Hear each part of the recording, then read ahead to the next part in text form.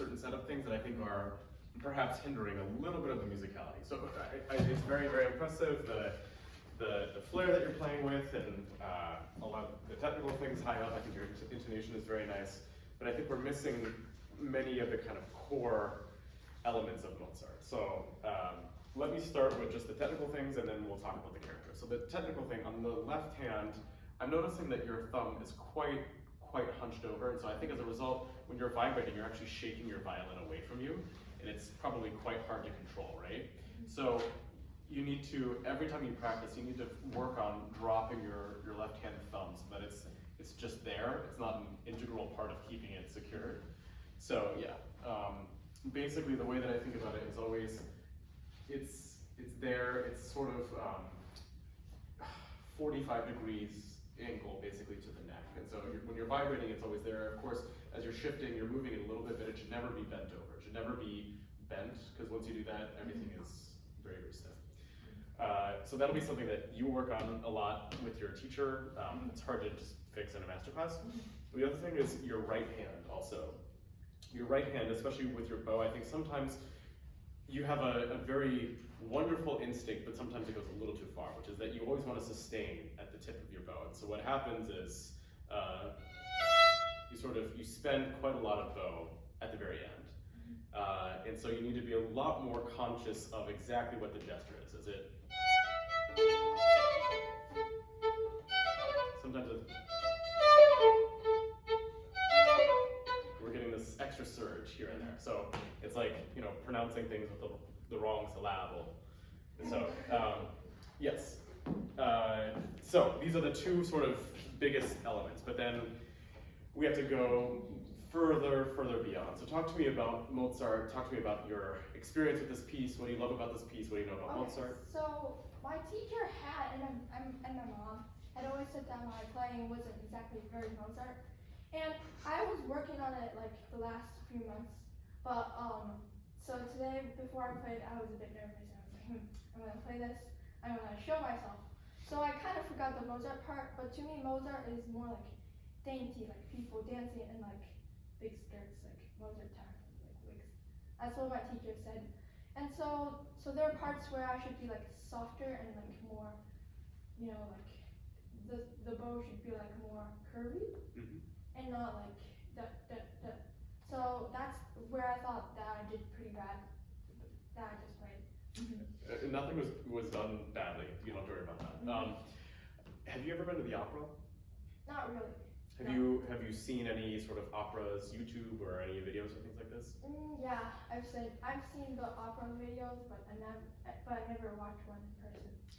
Mozart, he was a genius, but most of his works, especially these violin concertos, have to be all operatic. They're all about these little caricatures of individual people, and then you immediately shift. So within a single phrase, you have to be 2, 3, sometimes 4 different people.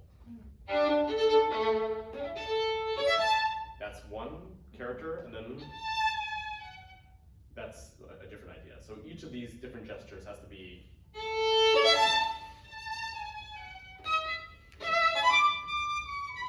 instead of just this one kind of sung through idea. So we need much more diverse characters. It has to be from completely different ideas, right? So technically we can work on that, but ultimately it has to come first from your emotions. Before we do that, let's go back to the very, very, very opening and work on how to concoct the most pure, beautiful opening. How do you envision this opening? So it's basically like like in opera. So the curtains are like moving open. Yeah, that's when and so yeah. Okay, excellent. Curtains open.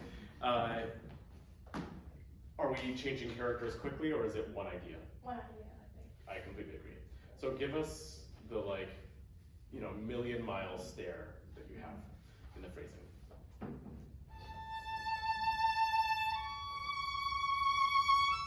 Okay, so even just in those first 3 notes, I'm hearing at least 2 different directions per note. I think you have to be really conscious with your bow. The weight, the usage, the speed, everything.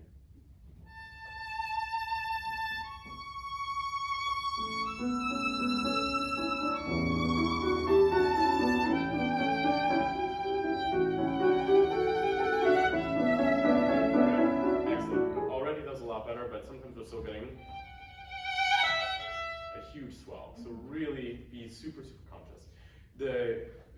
What are the important notes in what you just played? I think it's the first three and then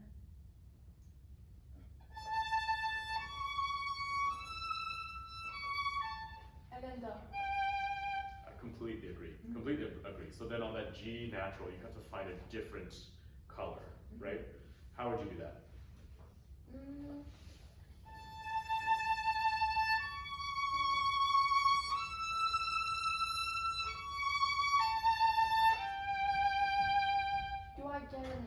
Do I get the G gradually?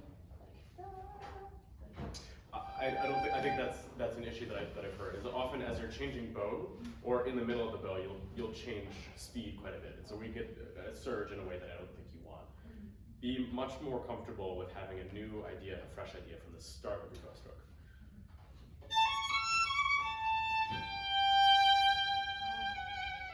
So it's a little bit, I do it with my fingers and kind of a little bit more density. Also, left hand position. Basically, I'm using a flatter finger to get a different type of vibrato. I think this is where you have to work on your thumb position, because right now you're a little constricted. But even if we only focus on just how the bow would do this, that E has to feel like the sunrise has finally popped out of the landscape. So how do you distribute your bow perfectly for that? So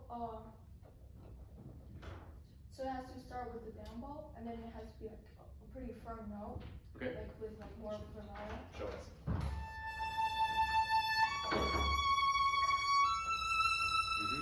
You're using roughly the same, you're using the same amount of bow for the entire thing. So can you much more consciously distribute it better?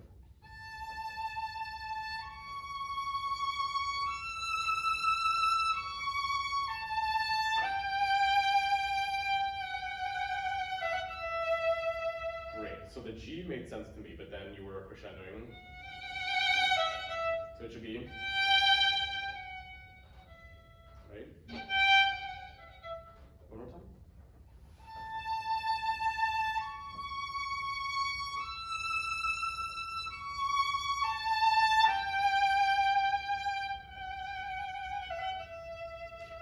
What's louder and what's bigger, the E or the G? Which E? The highest E? Oh, I think G should be like, no, I think E should be higher. I agree. Show us that scale then.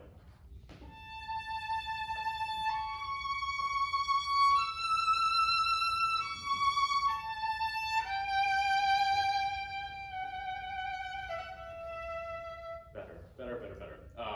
Now the issue is once you play with piano, you have to sustain that E over a longer period of time.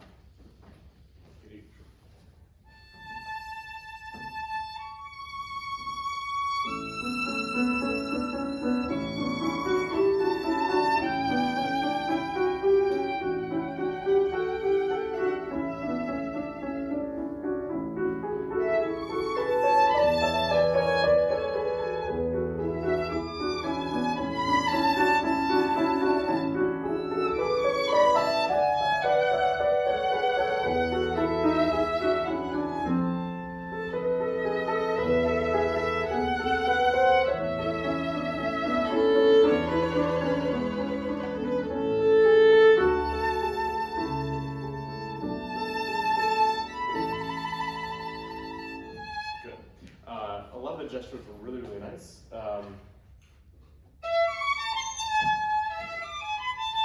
Between those two, how do you want to phrase them?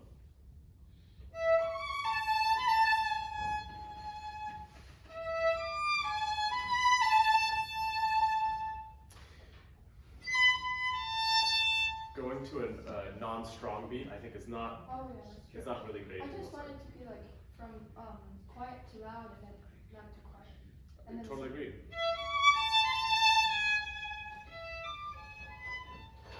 can just be simple.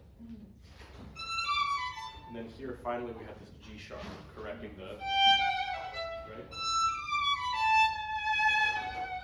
Can you show us this G sharp has an extra sweetness to it?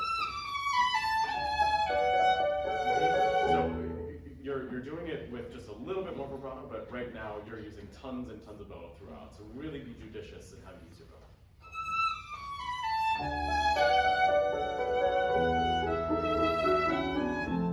Great, yes, and then that A is a complete surprise, right? So basically, this is a perfectly concocted and sculpted thing, right? I love that you kept the same slur, and then here, the orchestra has a complete subito forte.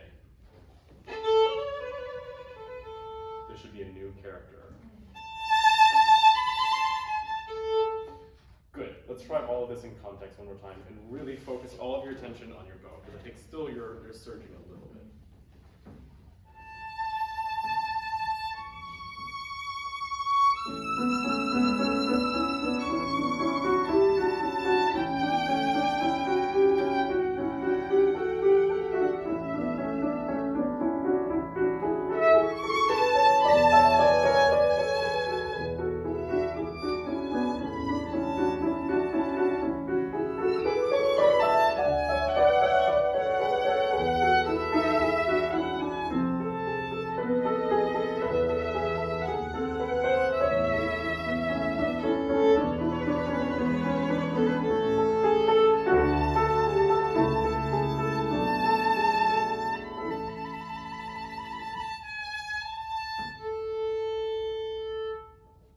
Great, excellent. Much better. I know it doesn't say that in the music, but this should be a lot more. Orchestra has forte. It's like you're singing out again. And then here, you need to use this to sort of pretend that this is the end of the piece. And then you surprise us. Can we go from, sorry, let's go from this bar, 44.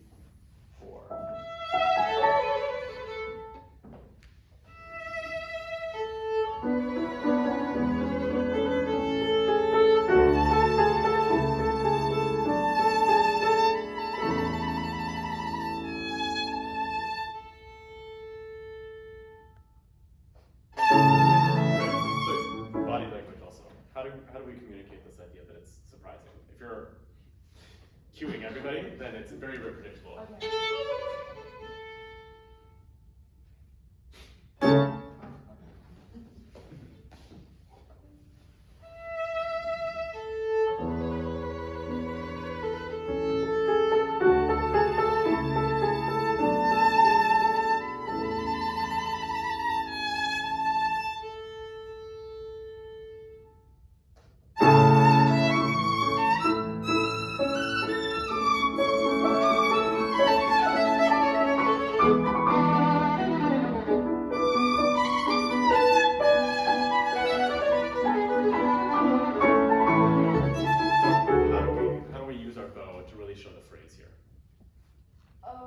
Do you notice anything similar, by the way, for the opening?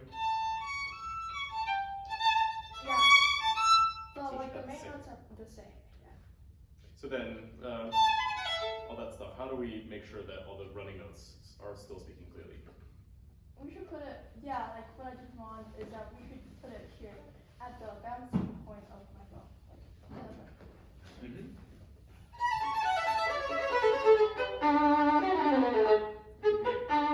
And then, you have to be much more conscientious on your outpost.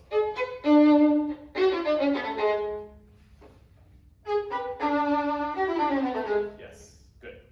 Try Wait, which part? Like the one? the aperto, yeah. Oh.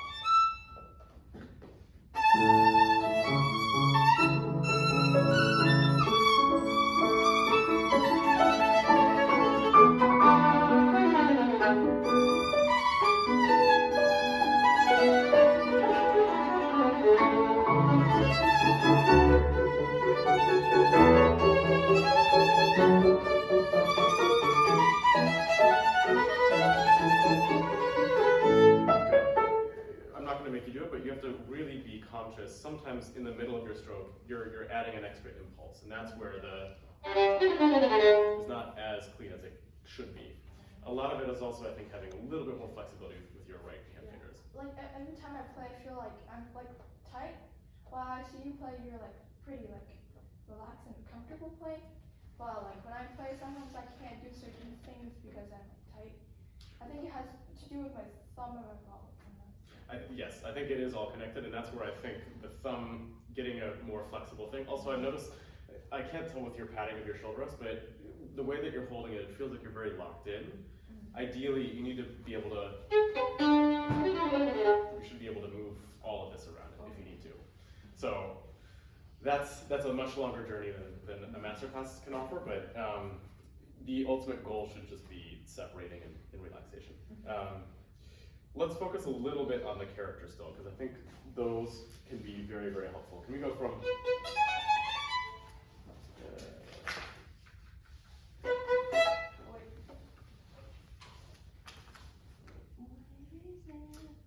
this is measure 72.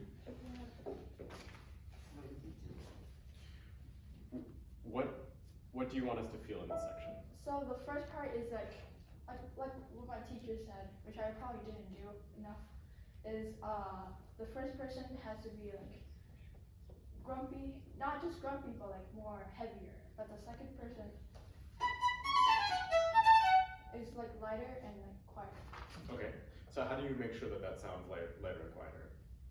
Oh, so I might have to do it up low, and this one, in the first one.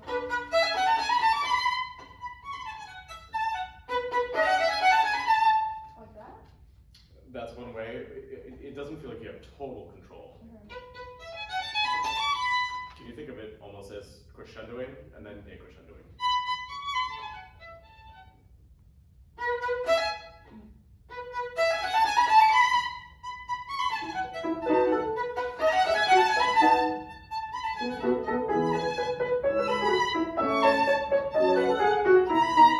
Good. So this is a perfect thing where your bow is betraying you a little bit. We're getting this kind of wrong emphasis into it. Bottom, please, not please, please. So use more bow on the first note and less on the second.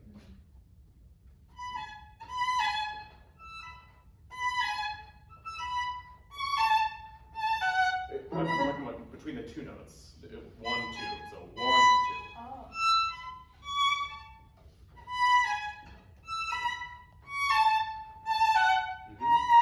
It's really good on the down bow, but on the up bow, we're still getting a big thing. So you need to find a way using more bow speed without pressure.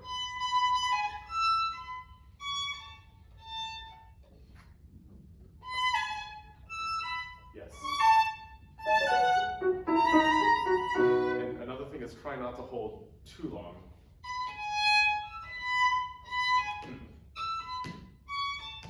It's very simple, childlike.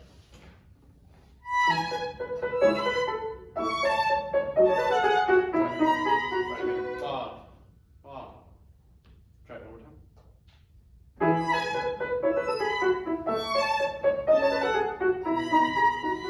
Do you hear? I think you're still holding it too long. Can you just play those?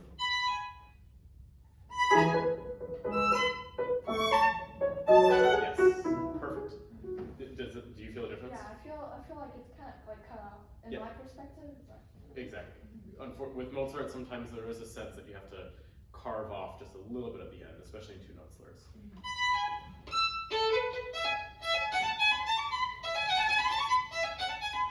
That kind of thing. Oh, yeah, that's what my teacher said about. Wait. Like this part in the end, like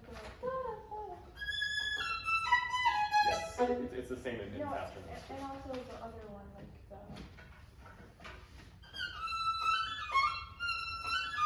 Yes. If it's a standing true, then it sounds a little bit too much like Tchaikovsky. Can we keep going? One more time.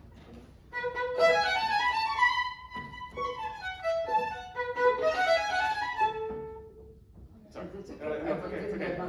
72. Yeah.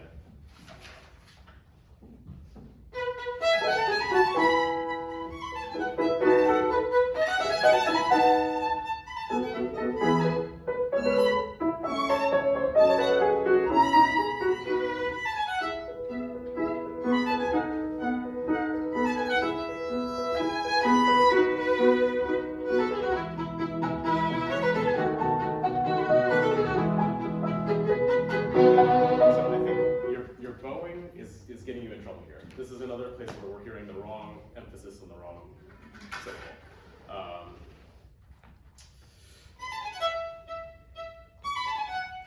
You're probably going to the downbeats, right?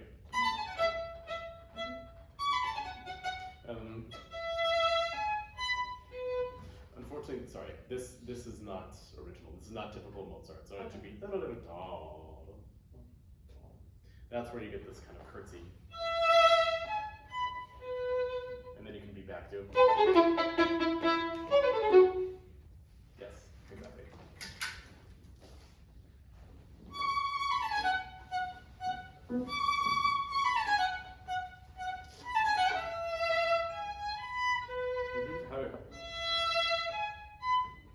Can you just do that?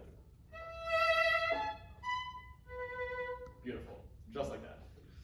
In context?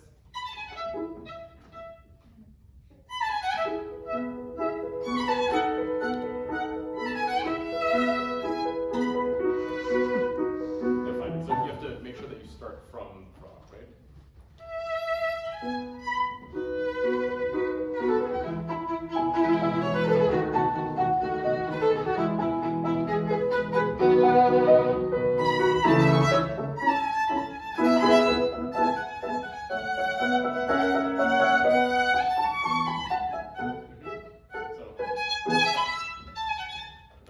These forte and tone,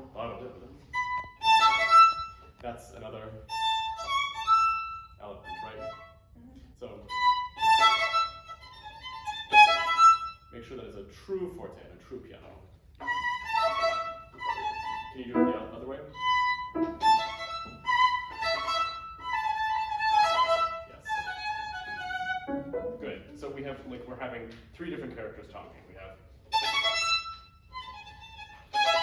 those two different characters, and a third person. So you have to show all these differences, mostly with articulation, with your bow. It's all about, as I said, Mozart is all opera, and for us, our bow is our breath, and so that's how you show that you're singing through it. So try one more time.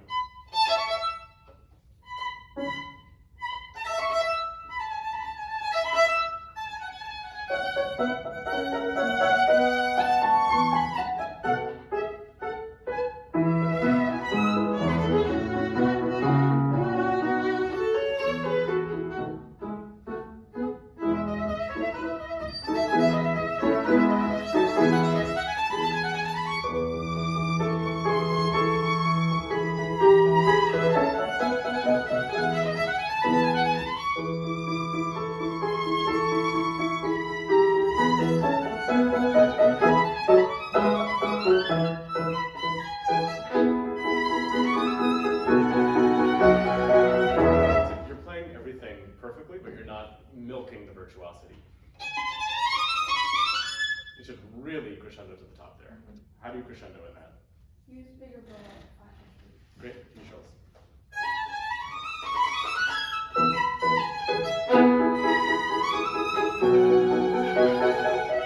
Right. You have the, sorry, you have,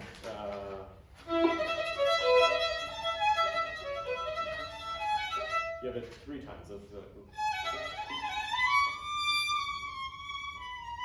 That's one phrasing. This should have a this should have a new direction to it because you're saying it the same thing twice, right? So how do you what new direction do you want to show us? Oh, so for the first this one should be like louder, and the second one should be like in easier terms apart. Okay. Can you make it more obvious then?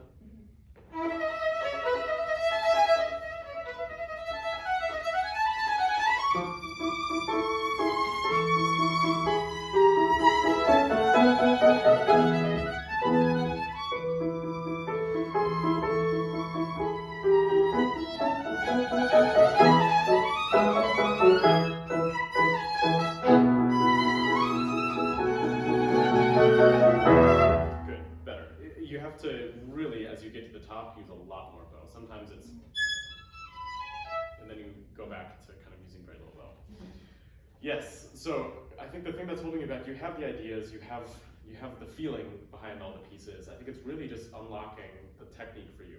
Try especially focusing on your left thumb. I think that's the issue that's keeping everything locked in place. So Try dropping it. You can play without the thumb sometimes just to feel it.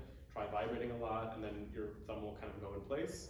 And same thing with your right hand. When you think about it, you don't do the surges. So once you fix your left hand thumb, really focus on just great bow usage, not surging at the tip or in the wrong places.